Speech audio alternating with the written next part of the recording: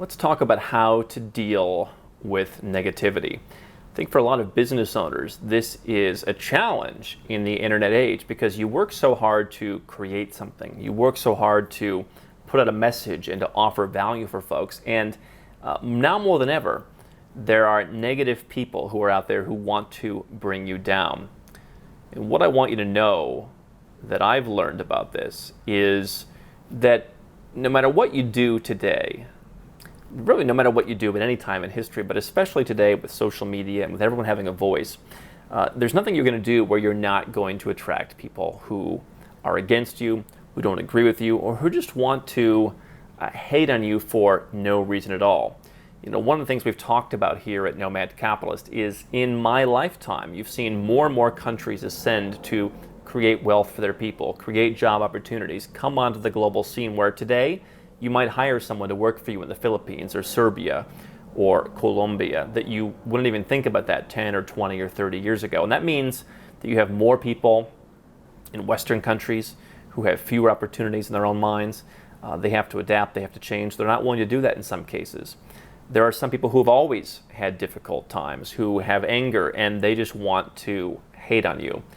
Now, I understand, and I think deploying empathy for people who are angry is important. You know, I grew up and, I was bullied as a kid. I remember, people punching my gut into the locker and people laughing and teachers not doing anything about it. I know what it's like, and I know how you feel like you want to get back and you want to take back a sense of control when you've been taken advantage of. There are people out there who have been abused and taken advantage of and have not resolved that. But I also believe that if you're in that position, the people out there who have the anger, who want to put that out there, you have a responsibility to yourself and you have a responsibility to everyone to take control of that and to go out, whether it's going to therapy, whether it's dealing with it in every way possible.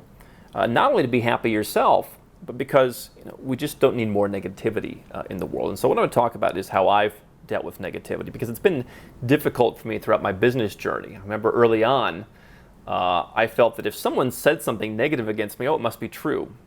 Because what has propelled me, and what has probably propelled a lot of other successful business people, is always being open to criticism. I look for what can I improve, what can I do better, what am I doing wrong that if I fix, I can be more successful, I can make more money, I can grow my business.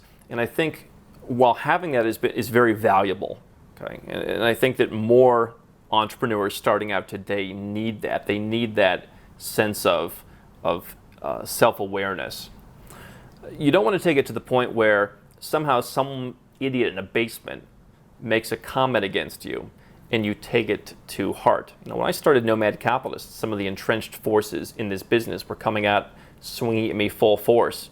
When I started other businesses, I remember trying to build connections to people who were successful in the industry and work with them and add value to them, and many of them didn't want to do that. And so I understand what it's like. You can't take that too personally. You have to understand that everyone has their own agenda. I think in certain areas, certain things just attract a certain amount of unpleasant people, but really they're everywhere these days. If you're posting a picture of yourself in a bikini on Instagram, there are going to be people saying that you're fat, you're ugly, you're a cow, or calling you all kinds of names.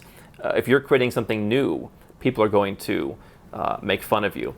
I remember telling Jenny, who works in our social media, I said, go through and take a look at some of the comments. In the middle of the coronavirus economy is crashing period. And I said, go and look at what people are saying. And I said, and then go look at some of the people who are saying unpleasant things. Go and look at what they said 6 and 12 months ago. And what was interesting is we found people who were saying, oh, Andrew, you're an idiot for holding foreign currencies. You're an idiot for investing. The safe haven is now the US dollar. You go back a year earlier, they were literally, some of them saying, the US dollar is going to become toilet paper. You're an idiot for saying that it's not. Right? Because I've said that, well, the US dollar has certainly gone down a lot over the last century due to inflation. You're not wiping your tuchus with it. It's not the Weimar Republic. And so what's interesting is watching as people have taken both sides of the issue, whichever issue is easier to hate. This is what angry people do. They look for the opportunity to spew their hate out, no matter what it says, and no matter whether they're consistent or not, because what's consistent is their anger. And so what I've done is, in my own life, after years of asking myself, am I the problem? After allowing people who shouldn't have been in my life to be in my life, having people who were toxic, having people who were manipulative, having people, including in the early days of some of my companies, who were like that, and having to get those people out of my life. What I've established is a simple rule for anything, and that is, if you've got a comment for me, if you've got a critique, I apply the party rule. I host parties all around the world. I've done it in numerous cities, and I'll invite friends of mine, colleagues of mine, anyone I know in that city. Here in Kuala Lumpur, I just did it about a month ago. And I'll also go out and I'll also say to people on expat forums or different groups, come onto the party as well. I'm hosting a party and I'm paying, and just come on there and enjoy yourself. And so my rule is, if you come to one of my parties anywhere around the world, would you come up to my face and you would say the thing that you're going to say, whether it's online, whether it's in an email, whatever it may be? And if the answer is no, if the answer is, if you said that to me in person, and I would say, hey, please leave the party, that's not appropriate, then we don't tolerate it anywhere else. That is, our policy on social media. It's our policy, even if you want to pay us. And I think it's a policy that a lot of business owners should apply. Now, I have the benefit of being in a business where I'm not trying to get, tens of millions of people to buy my service. I'm not selling, widgets. I'm not selling lollipops, or I'm not running a SaaS or trying to promote, Facebook or something where I want everyone to sign up. I don't have to do that. And this comes from my personal philosophy of having businesses where not everyone's going to be your customer. But that is our personal philosophy. And people say, he's trying to shut down, voices. Listen, my philosophy is very simple. If you're a business owner, your inner peace, your inner voice is very important to you. If you're going to let people say stupid stuff to you, that's going to put you, it's not going to help you in your business. It's going to have you focusing on people's hate and people's stupidity rather than how you're going to grow your business. And what I've seen people doing, and I've had to deal with this myself as well, but what I've seen people doing is they're not growing their business as fast. They're making decisions to not promote their business as much as they should be because they're not focused on people who want their product and service but haven't found out about it yet. They're focused on, how do I avoid the hate from people who wish they were that person. Here's what I can tell you, because we work with a lot of very successful people. I can tell you there's nobody I've ever worked with who has more wealth than I do who has been critical. In fact, a couple people, I had an older gentleman who's in his 60s. He's built a great company, and he said, yeah, it's funny. I've never left a comment in my life, but I remember watching some of your videos and reading the occasional stupid comment and thinking to myself, these people are not successful. No one who is successful, no one who is wealthy is going around and tearing people down, because what I've learned over the years is winners want other people to win. We've had the occasional person who's been on our team who just, after a certain number of years perhaps, was no longer a fit for the team. And whether they left or we asked them to leave, what has been really inspiring to me has been seeing a couple of people go out and start their own business using things they learned at the company. If someone left to go start their own business, you could be angry. You could be, say, this person, they're taking what they learned. I take the other approach. I say, good for them.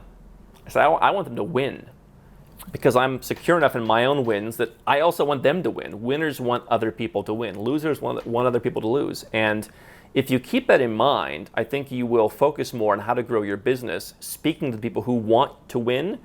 They want to win with you, and they're going to inspire you to win more yourself. I think the same thing, there's a lot of parallels between business and dating, sales and dating. I think a lot of guys, they don't make the effort to go and talk to as many women as they could, because they're afraid of the women who are going to be angry at them. They're afraid of the women who are going to make snarky remarks, who are going to push them away, who are going to reject them, rather than focusing on, there's a percentage of women that I'm going to talk to that are very interested to meet me. They're going to be very interested in hearing what I have to say and potentially having some kind of relationship with me. But they allow the 80 or 90 or 95% of women who are not going to be interested to just distract them from going out and meeting the 5 or 10% that are.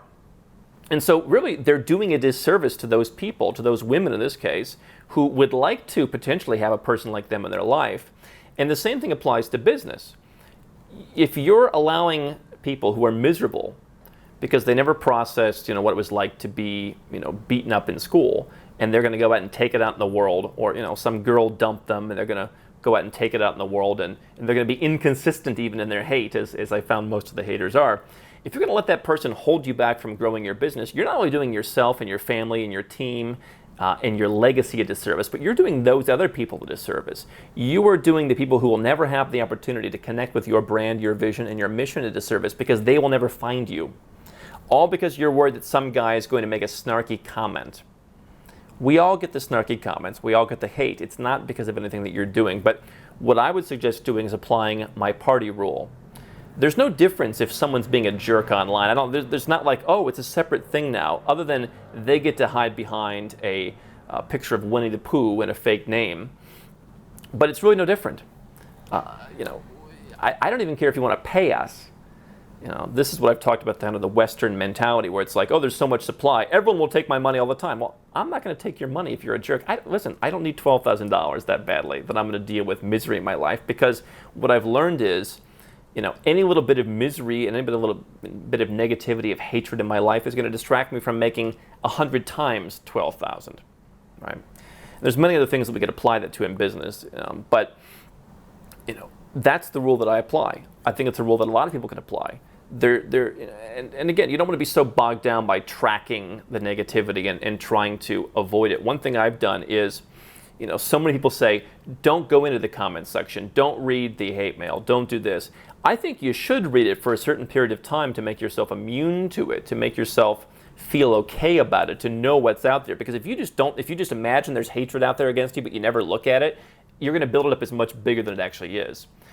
Make yourself immune to it, and then put someone on your team to go and handle it. I don't look at our comments. We have people who go and do that. And if you're a jerk, I don't want them to deal with it either, because I want them to be on the same page as I am, trying to grow the company and being motivated and putting our mission out there, not focused on how do we not deal with jerks. But, put someone on the team to handle it once you feel like you can handle it. I don't necessarily agree with never handle it, but once you know what's out there, once you feel confident in yourself, once you are aware of that, that's when I apply the party rule. You don't need negativity. It's only going to hold you back. And I think it's only going to convince you that people, it's only going to push you away from the good people out there. Most people, in my experience, are good. Most people want others to succeed. They want themselves to succeed. They believe in optimism. They believe that they can be better with hard work. You want to set those folks who have given up on life aside. That's how I would recommend doing it. How can Nomad Capitalist help you?